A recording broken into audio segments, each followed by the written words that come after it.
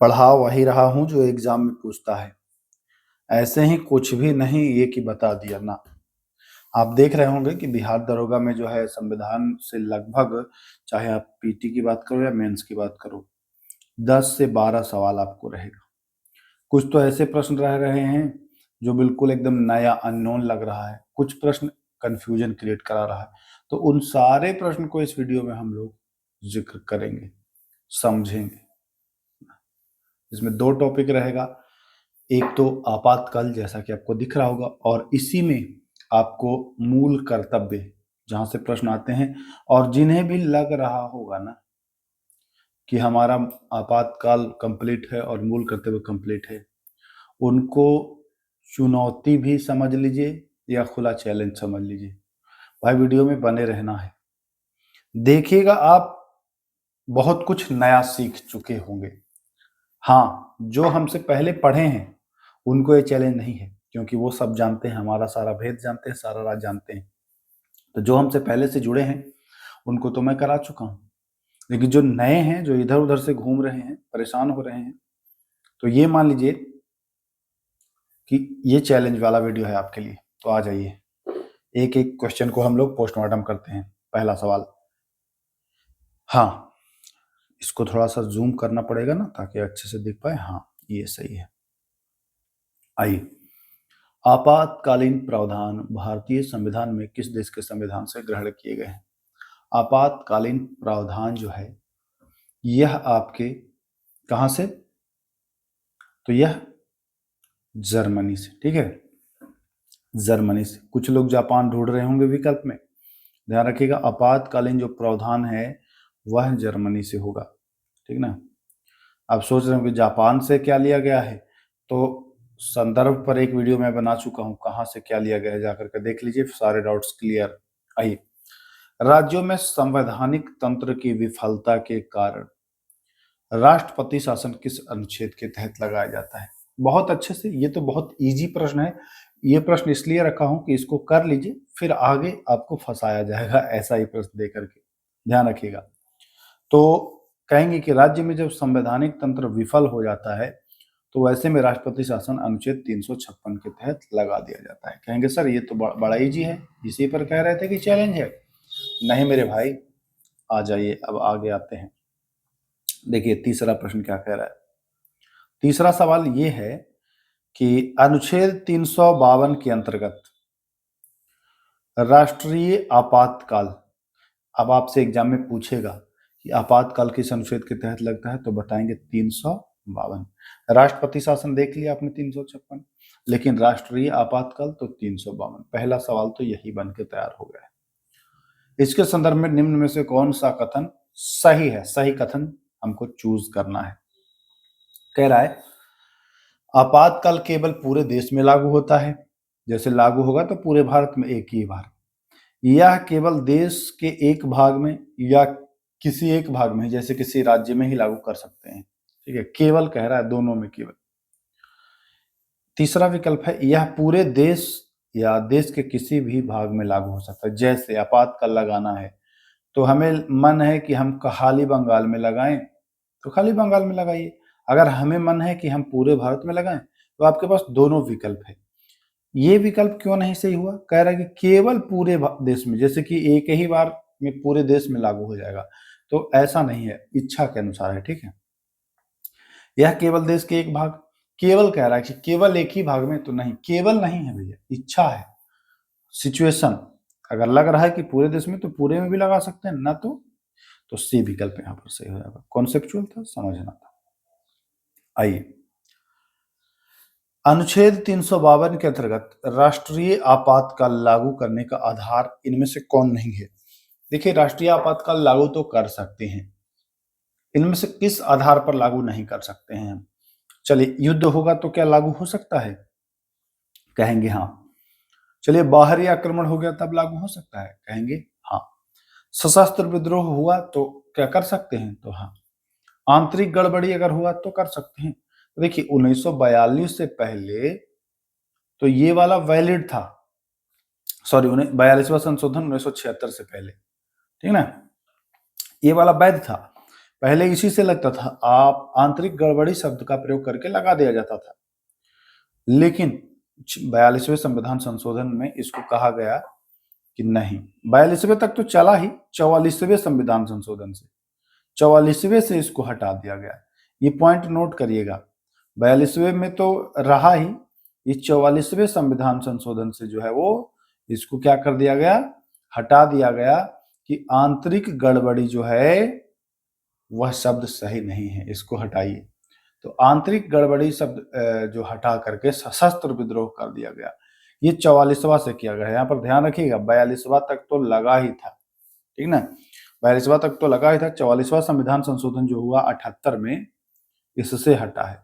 Point note करना है, ये तो डी नहीं होगा। चलिए देखिए 5वां सवाल, राष्ट्रीय आपातकाल के संदर्भ में आंतरिक गड़बड़ी शब्द को सशस्त्र विद्रोह के किस संविधान संशोधन द्वारा प्रतिस्थापित किया गया? कह रहा है कि पहले आंतरिक गड़बड़ी शब्द का प्रयोग किया गया था, उसको प्रतिस्थापित मतलब चेंज कर दिया गया सशस्त्र विद्रोह के नाम से। तो मैं बता ही चुका कि 44वां संविधान संशोधन है ना, और ईस्वी भी ये आप जान लीजिए, ईस्वी तो आपको पता ही होगा। 44वां 4 2 बार 4 है ना, तो 4 4 क्या होता है 8, यानी लास्ट में 8 कर देना है और 1978 आपका हो जाएगा। ठीक है, चलिए किस संविधान संशोधन द्वारा आपातकाल की घोषणा को न्यायिक समीक्षा से बाहर कर दिया? कहा कि अगर मैं आपातकाल लगाऊं तो न्यायालय में इसको चुनौती मत देना, है ना। अब आपको लग रहा होगा कि ऐसा कौन कह सकता है, कौन कह सकता है भैया? तो 38वां संविधान संशोधन हुआ, ठीक है, इंदिरा गांधी की सरकार है, अब आप समझ ही गए होंगे। तो इन्होंने कहा कि अगर मैं देश में आपातकाल लगा दिया तो उस पर न्यायालय उंगली मत उठाए, मतलब न्यायालय समीक्षा नहीं करेगी। आपका क्या राय है? कोई भी प्रधानमंत्री अगर आपातकाल लगा देता है तो क्या भाई उस प्रधानमंत्री की मंशा क्या है ना, कहीं अपने निजी चुनावी मामले को लेकर तो भी लगा सकता है। तो आपकी क्या राय है कमेंट बॉक्स में दर्ज करेंगे। तो ये 38वां संविधान संशोधन से ऐसा कर दिया गया था। ठीक है, चलिए अगला सवाल, 7वां प्रश्न।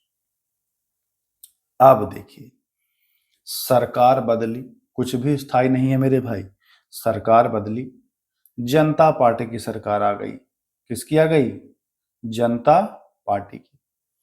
हुआ क्या कि जो संशोधन हुए थे बदला गया। अब इसमें आपातकाल को कहा गया कि नहीं नहीं नहीं, ऐसे कैसे, न्यायिक समीक्षा होगी। भाई आप अपने मन से लगा देंगे, चाहे किसी की सरकार रहे, वो तो जनता पार्टी की खैर अपनी सरकार आ गई। ये चीज मुझे अच्छा लगा कि कम से कम न्यायालय को ये पावर है कि अगर आप आपातकाल लगा रहे हो तो न्यायालय देखेगी कि भाई सही आपातकाल लगा रहे हो कि ऐसे ही अपने मन से लगा दिए कुछ अपने फायदे के लिए। तो ये 44वां संशोधन से उसको बहाल कर दिया गया कि ये अब न्यायिक समीक्षा होगी इस पर। आइए अगला, आपातकाल की घोषणा अगर जारी हो जाती है तो कितने दिन के भीतर इसको संसद के दोनों सदनों से अनुमोदन दिलवाना है आवश्यक? तो आपातकाल 352 की बात की जा रही है। 352 अगर लग गया तो ज्यादा समय नहीं मिलेगा। कितना समय मिलेगा?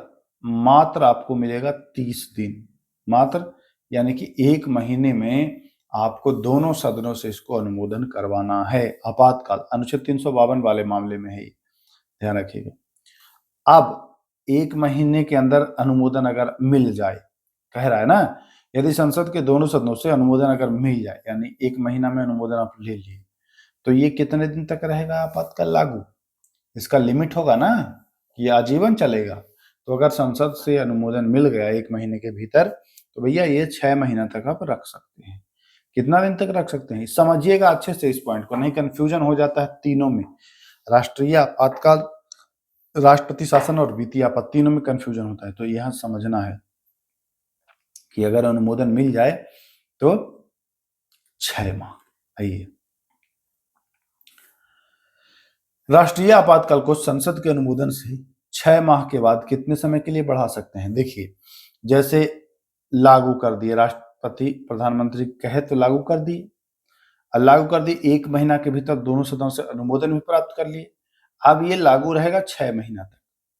6 महीने के बाद अगर फिर करना हो तब क्या करेंगे?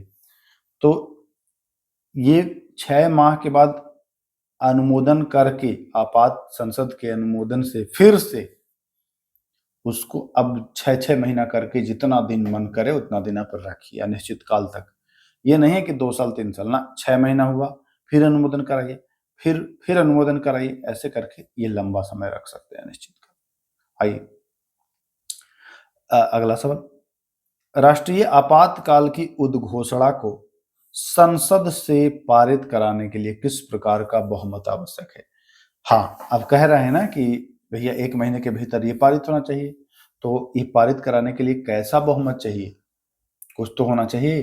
तो बहुमत पहले तो सदन में जितने सदस्य हैं उनका बहुमत हो, पहला कंडीशन। दूसरा है जितने लोग उपस्थित हों और मतदान करने वाले का 2/3, दोनों कंडीशन ये पूरा होना चाहिए। कुल सदस्यों का बहुमत, जो कुल हैं टोटल हैं उनका बहुमत आधा से एक ज्यादा, और जितने लोग मौजूद हैं उनके मतदान करने वाले वोट दे रहे हैं उपस्थित होके उनका 2/3। तो ये बी और सी दोनों यहाँ पर हो जाएगा, सकता नहीं हो जाएगा। चलिए, किस संविधान संशोधन द्वारा आपातकाल को साधारण बहुमत के स्थान पर विशेष बहुमत पारित करने का प्रावधान? पहले क्या कर दिया गया था ना कि कहा गया कि ये तो साधारण बहुमत से ही इसको पारित करा दें, लेकिन ये भी गलत है। साधारण बहुमत से तो कोई भी पारित करा लेगा। तो फिर ये 44वां संशोधन जनता पार्टी की सरकार ये कहे कि नहीं, विशेष बहुमत होना चाहिए। ऐसे कैसे कोई भी पारित करा लेगा? हलवा पूड़ी है? नहीं है हलवा पूड़ी। आइए, राष्ट्रीय आपातकाल को समाप्त करने की उद्घोषणा के लिए संसद की स्वीकृति के संबंध में कौन सा सही है? अब कह रहा है कि ये उद्घोषणा तो हो गया, अब इसको समाप्त करना है। तो देखिए, समाप्त करना है तो क्या जरूरत है अनुमोदन की? जब समाप्त करना है भाई, आपातकाल हटाना है तो हटाइए, संसदीय अनुमोदन की आवश्यकता नहीं होती है, हटाइए, तुरंत हटाइए, कोई दिक्कत नहीं है। मामला सही है तो हटाइए। राष्ट्रीय आपातकाल के समय राज्य सरकार की स्थिति पर विचार करना है। जब राष्ट्रीय आपातकाल लगता है तो राज्य की स्थिति क्या होती है राज्य सरकार की? पहला ही विकल्प है कि राज्य सरकार निलंबित कर दी जाती है। बहुत लोगों को यही लगता है कि तुरंत निलंबित हो जाता होगा, लेकिन ध्यान रखिएगा, राष्ट्रीय आपातकाल 352 जब आता है तो निलंबित नहीं होता है, यानी कि पहला कथन आपका गलत है। दूसरा कथन, राज्य सरकार केंद्र के पूर्ण नियंत्रण में आ जाता है। हाँ, नियंत्रण में आ जाता है, लेकिन नियंत्रण में आने का ये मतलब नहीं है कि निलंबित। राज्य सरकार को निलंबित नहीं किया जाता है, निलंबित नहीं किया जाता है। आपातकाल खत्म होगा फिर आप अपना काम शुरू करिए। तो बी और सी दोनों हो जाएगा। चलिए, आपातकाल के दौरान राज्य विषयों पर बनाए गए कानून आपातकाल की समाप्ति के बाद कितने समय तक प्रभावी रहते हैं? जैसे आपातकाल लग गया तो राज्य के लिए कोई नियम बनाया, वह नियम भाई आपातकाल समाप्त हो गया तो 6 महीना इसकी वैलिडिटी है, समाप्त के बाद 6 महीना चलेगा, उसके बाद ये भी समाप्त हो जाएगा। आपातकाल जब लगता है तो लोकसभा का कार्यकाल एक बार में 1 वर्ष आप बढ़ा सकते हो, है ना, तो ये आप कर सकते हो। चलिए, आपातकाल के दौरान अनुच्छेद 19 का निलंबन किस अनुच्छेद के अंतर्गत किया जाता है?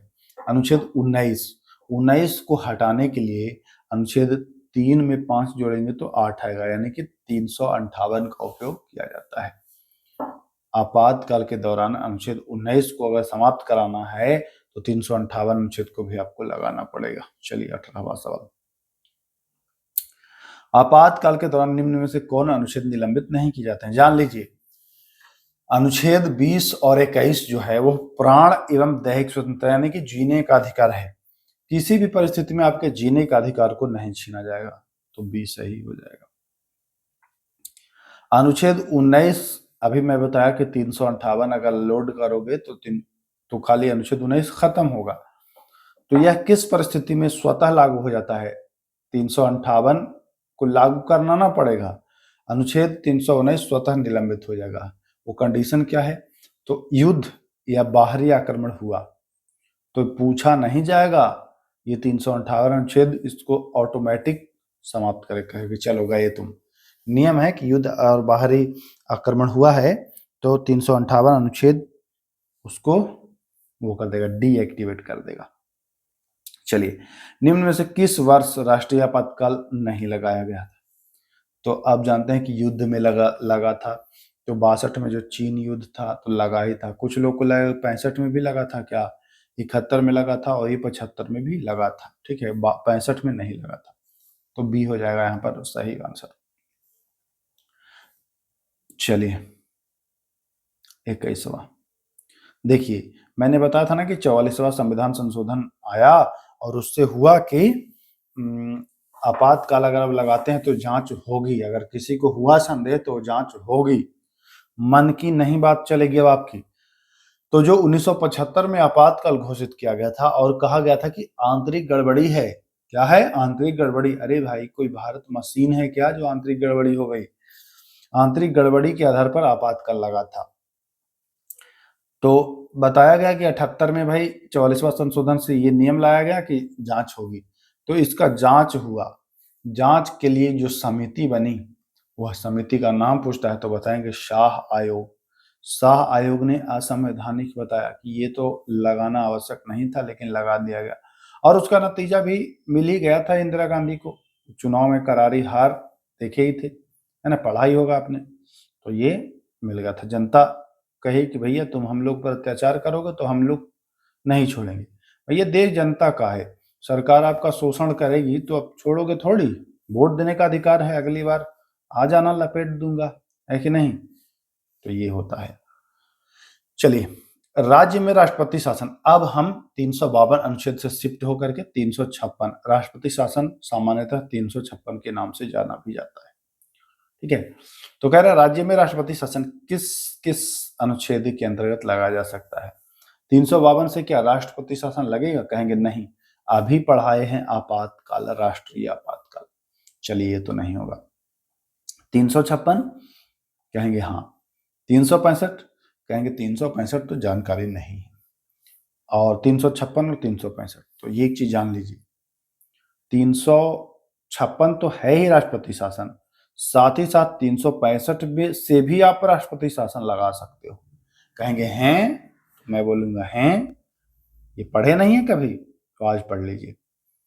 365 अनुच्छेद कहता है कि अगर केंद्र के दिए गए निर्देशों के अनुरूप राज्य जो है वो कार्य नहीं करेगी तो ऐसी स्थिति में केंद्र इस पर अतिक्रमण, एक तरह से अतिक्रमण कर लेगा और राष्ट्रपति शासन लगाएगा राज्यपाल के माध्यम से, ठीक है। तो ये 365 अनुच्छेद भी ये है और 356 भी ये है, तो क्या हो जाएगा, तो विकल्प डी नहीं सही होगा, बिल्कुल सही होगा सर, राष्ट्रपति शासन अब लग गया, ठीक है।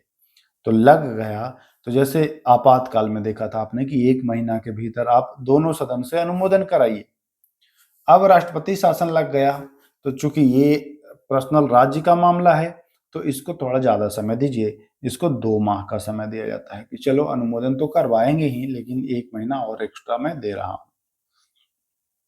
अब कह रहा है कि यदि स्वीकृति मिल जाए, जैसे आपातकाल में देखा आपने कि 1 महीना के भीतर आपने अगर स्वीकृति प्राप्त कर ली तो आप 6 महीना तक के लिए लगाओ, फिर 6 महीना पर अनुमोदन कराओ, फिर बढ़ाओ, ऐसे करके 6 करके कर रहे थे।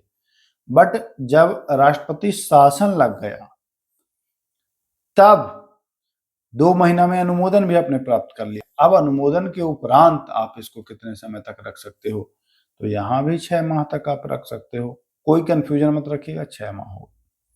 राष्ट्रपति शासन को अधिकतम कितने समय तक, जैसे आपने देखा वित्तीय राष्ट्रीय आपातकाल को 6 महीना करके 6 महीना करके मतलब अनिश्चित लगाते जाइए, कोई दिक्कत नहीं जब तक मामला सही नहीं हो जाए, लेकिन राष्ट्रपति शासन में ऐसा नहीं है, इसमें आपको नियम दिया गया है कि भैया नहीं 3 वर्ष तक आप ऐसा कर सकते हैं, मनमाना नहीं है कि अनिश्चित काल तक ना, 3 वर्ष तक करिए, बात खत्म। चलिए अगले सवाल की ओर बढ़ते हैं। यदि राष्ट्रपति शासन के दौरान लोकसभा का विघटन हो जाए, राष्ट्रपति शासन के दौरान लोकसभा का विघटन हो जाए तो नई लोकसभा के गठन के बाद राष्ट्रपति शासन कितने समय तक लागू रहेगा। अगर लोकसभा का विघटन हो, जैसे राष्ट्रपति शासन तो किसी राज्य में लगता है ना, जैसे मान के चलिए कि बिहार में लगा राष्ट्रपति शासन, ठीक है, अभी लगा दिया केंद्र ने, और केंद्र में चुनाव का समय है, अब लोकसभा हो गया विघटन, खत्म हो गया, तो नया चुनाव होगा, राष्ट्रपति शासन लगेगा, नया चुनाव होगा, फिर से लोकसभा का गठन होगा, लोकसभा बन गया, सदस्य चुन लिए गए, अब कितने दिन तक रहेगा जो राष्ट्रपति शासन लागू है वो, तो बस बैठक जैसे पहला हुआ, प्रथम बैठक से 30 दिन तक वो लागू रह सकता है। ठीक है, चलिए।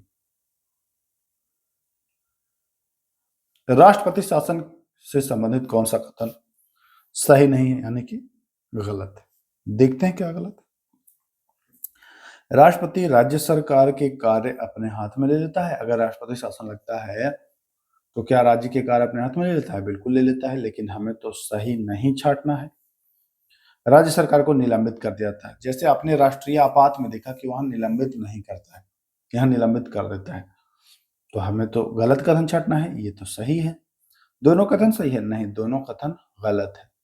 चौथा कि दोनों कथन गलत है। तो हमें क्या छांटना है भैया? हमें छांटना था कि कौन सा सही नहीं है, तो गलत कथन ना, तो कहेंगे कि दोनों कथन गलत है। यहाँ पर दोनों कथन जो है वो गलत हो जाएगा।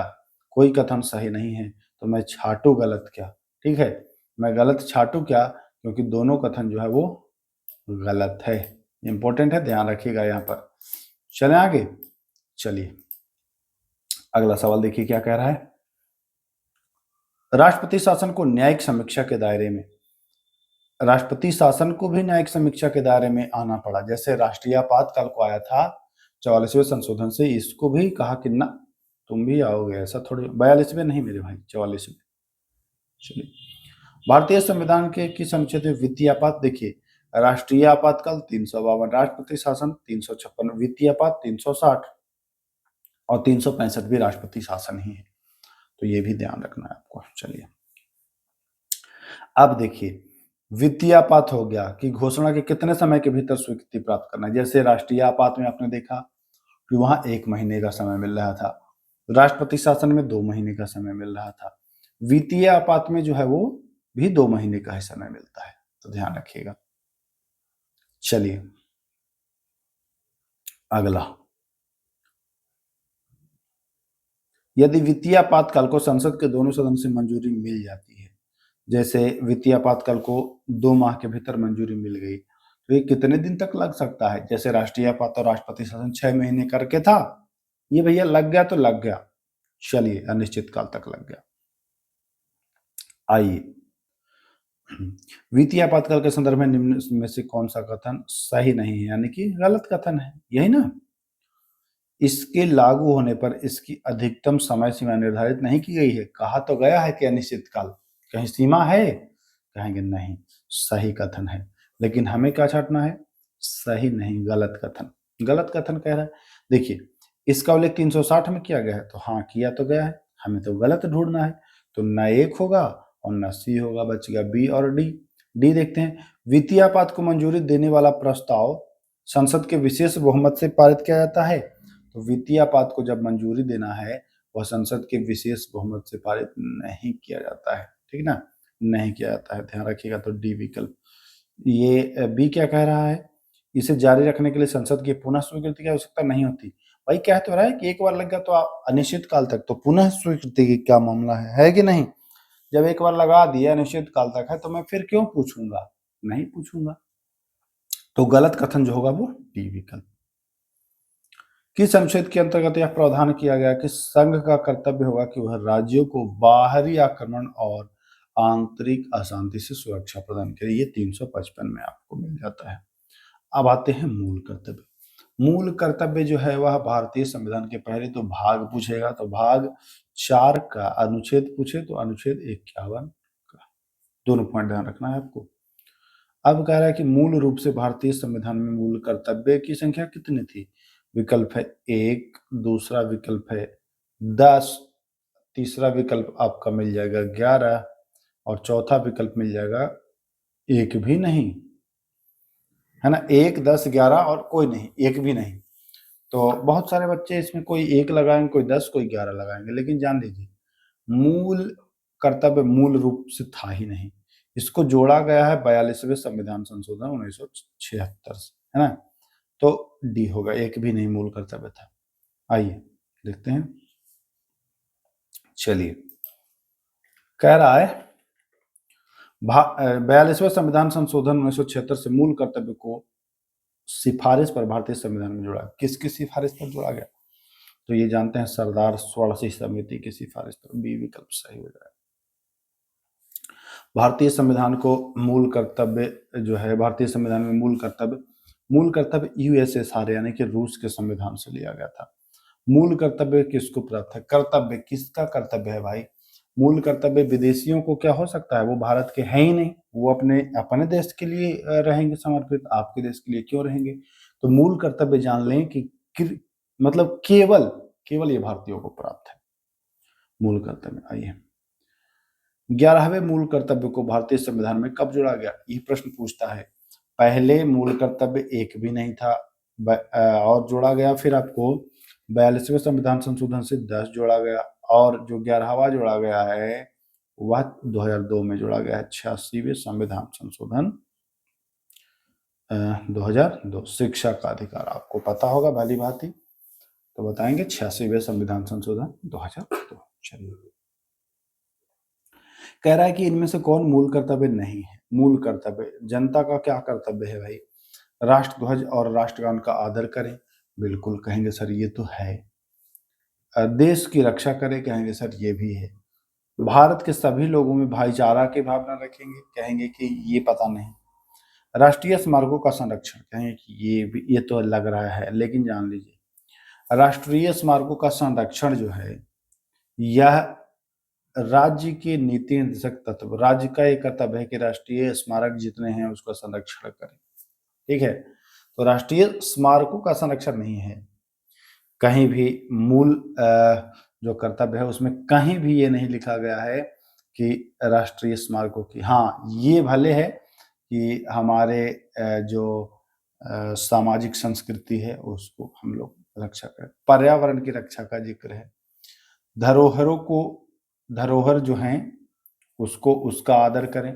ये कहीं नहीं है कि राष्ट्रीय स्मारकों का संरक्षण, ये नहीं, कहीं भी नहीं है मूल कर्तव्य में, तो ये नोट कर लीजिएगा। कुछ लोगों को लग रहा होगा कि ये पढ़ा हूं मैं, आगे चलिए वो भी डाउट मैं क्लियर कर दूंगा। सी विकल्प जो मूल कर्तव्य नहीं हो जाएगा, है ना। अच्छा, कुछ लोगों को लग भी रहा होगा, क्योंकि ये फंसाता ही है हमेशा कि नहीं है। आप जान लीजिए ये वाला जो है सार्वजनिक संपत्ति को सुरक्षित रखने का, ये है मूल कर्तव्य, ना कि राष्ट्रीय स्मारकों का संरक्षण। ये नोट कर लीजिएगा।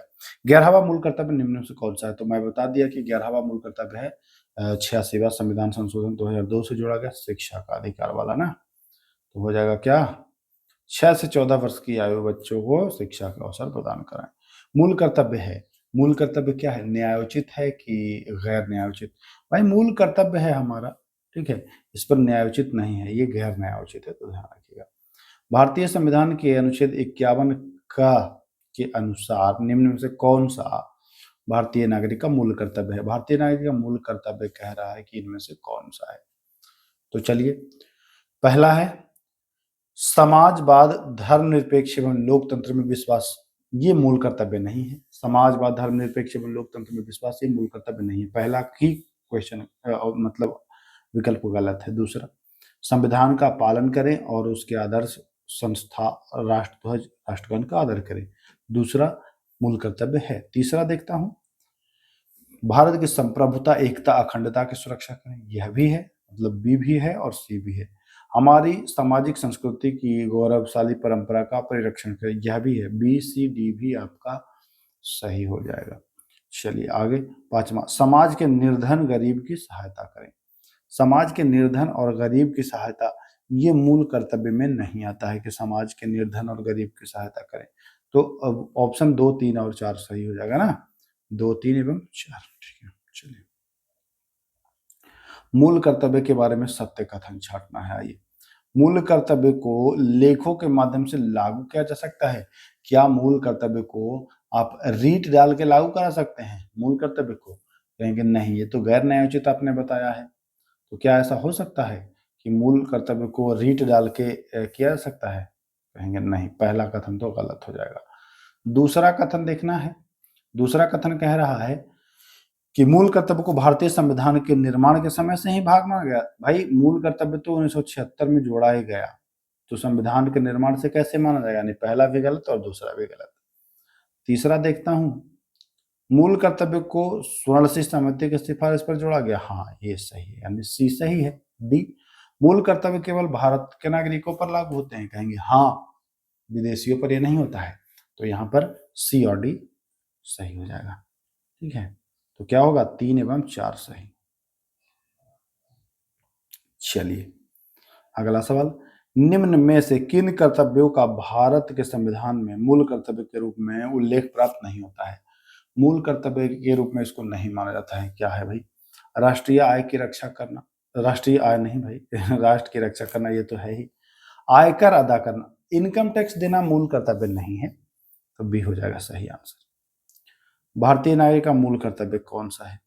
अपने दायित्वों के प्रति निष्ठावान होना, मानवीय प्रतिष्ठा की रक्षा करना, बच्चों को की प्रतिष्ठा की रक्षा करना, महिलाओं के प्रति प्रतिष्ठा की रक्षा करना। तो जब आप पढ़ेंगे मूल कर्तव्य तो इसमें है कि महिलाओं के प्रतिष्ठा की रक्षा करना आपका मूल कर्तव्य है, ये तीनों नहीं, तो डी भी सही हो जाएगा। हाँ, ये नागरिक का कर्तव्य हो सकता है बट मूल कर्तव्य नहीं हो सकता है। ठीक है, ये मानवीय कर्तव्य हो सकता है बट मूल कर्तव्य नहीं। मूल कर्तव्य किसकी याद दिलाते हैं? मूल कर्तव्य किसकी याद दिलाते हैं भैया? तो मूल कर्तव्य नागरिकों के दायित्वों का याद दिलाता है। लोकतांत्रिक पद्धति के पालन हेतु प्रत्येक नागरिक का क्या दायित्व है, क्या ड्यूटी है, उसको बताता है मूल कर्तव्य।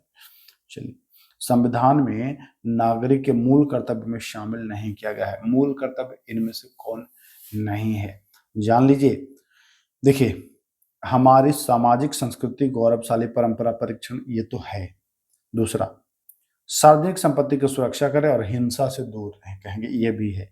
वैज्ञानिक दृष्टिकोण, मानववाद और ज्ञान अर्जन तथा सुधार की भावना का विकास करें, यह भी मूल कर्तव्य है। जो चौथा है, लोगों के कल्याण हेतु सामाजिक व्यवस्था की सुरक्षा करें।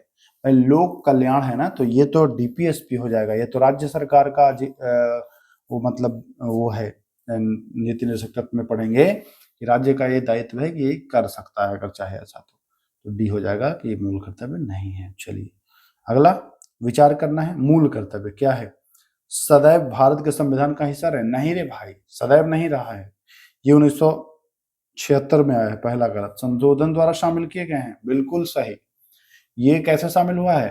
तो ये संशोधन के द्वारा शामिल हुआ है, तो दो सही हो जाएगा, है ना। ये सभी भारतीय नागरिकों के लिए बाध्यकारी है। मूल कर्तव्य बाध्यकारी नहीं होता है, केवल बी सही होगा। भारतीय संविधान के अनुच्छेद 51 का के अनुसार कौन सा मूल कर्तव्य नहीं है? मूल कर्तव्य चुनाव में मत देना, कहां से आपको लग रहा है मूल कर्तव्य? चुनाव में मत देना मूल कर्तव्य नहीं है बी। चलिए, इनमें से कौन सा मूल कर्तव्य नहीं है? क्या नहीं है मूल कर्तव्य? ध्यान रखते हैं, स्वतंत्रता के लिए हमारे राष्ट्रीय आंदोलन को प्रेरित करने वाले उच्च आदर्शों को हृदय में संजोना एवं उनका पालन करना, यह क्या मूल कर्तव्य है? कहेंगे यह तो है। दूसरा, वैज्ञानिक दृष्टिकोण, मानववाद और ज्ञान अर्जन तथा सुधार की भावना का विकास करना, यह भी है। अल्पसंख्यक की सुरक्षा करना, अल्पसंख्यक की सुरक्षा करना कहीं मूल कर्तव्य नहीं है, तो ये हो जाएगा। चलिए, भारत के संविधान के निम्नलिखित में से कौन सा अनुच्छेद पर्यावरण एवं समृद्धि से संबंधित है? पर्यावरण एवं वन जीवों का रक्षा किस अनुच्छेद में है? तो एक तो कहेंगे 48, एक तो कहेंगे कि 48 ए में है, और ये नीति निर्देशक तत्व में भी है और मूल कर्तव्य में है, वे दोनों में हो जाएगा, यानी कि विकल्प क्या हो जाएगा? सी बिल्कुल सही। 48 ए और 51 दोनों में होता है। तो देखिए कितने प्रश्न थे? 52 प्रश्न थे, 52 के 52 कंप्लीट हो गए। मुझे उम्मीद है कि आपने इसको अच्छे से नोट किया होगा। मैं फिर बता दूं, अगर पीडीएफ चाहिए हमारे जितने भी वीडियोस हैं इनका, तो टेलीग्राम ज्वाइन करें। टेलीग्राम पर आपको प्रोसेस बताया गया है, वहां से पीडीएफ प्राप्त कर सकते हैं। तो चलिए फिर मिलते हैं, तब तक के लिए नमस्कार, जय हिंद।